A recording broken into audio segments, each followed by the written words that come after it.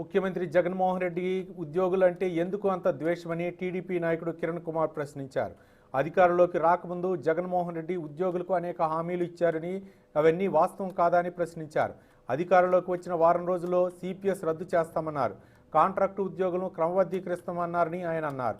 TDP కార్యాలయంలో జరిగిన media సమావేశంలో మాట్లాడుతూ న్యాయమైన సమస్యలను పరిష్కరించమని కోరితే వారి పట్ల కక్షపూర్తిగా వ్యవహరించడం సరికాదని ఆయన అన్నారు. సమాధానం నాకు ఆ బైబిల్లోనే దొరుకుతుంది. కాబట్టి మనం ఈ చెప్తే మరి ముఖ్యమంత్రి గారు వినరో కానీ మరి వాళ్ళు ఎవరు వినరు.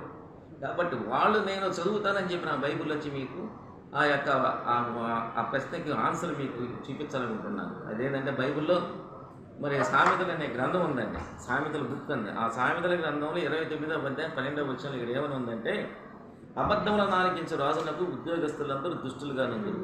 అబద్ధాలను ఆలకించే రాజునకు ఉద్యోగస్తులందరూ దుష్టులుగా నుందురే ఉంది. కాబట్టి గౌరవనీయ ముఖ్యమంత్రి గారు, మీకు ఉద్యోగస్తులు దుష్టులుగా ఎందుకు కనబడుతూ ఉన్నారంటే మీరు అబద్ధాలను ఆలకిస్తారు. నేను చెప్పే మాట కాదు, అది బైబిల్లో ఉన్నమాట. మీరు చదివే బైబిల్లో ఉన్నమాట. ఆ మాటను నేను మీ ముందుకు తీసుకొస్తాను.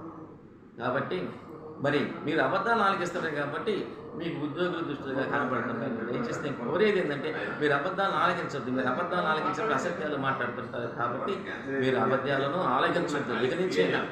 ఎందుకంటే 2024వ సంవత్సరం మీకుండేది ఒక సంవత్సరమే. 2024 తర్వాత మీరు ముఖ్యమంత్రి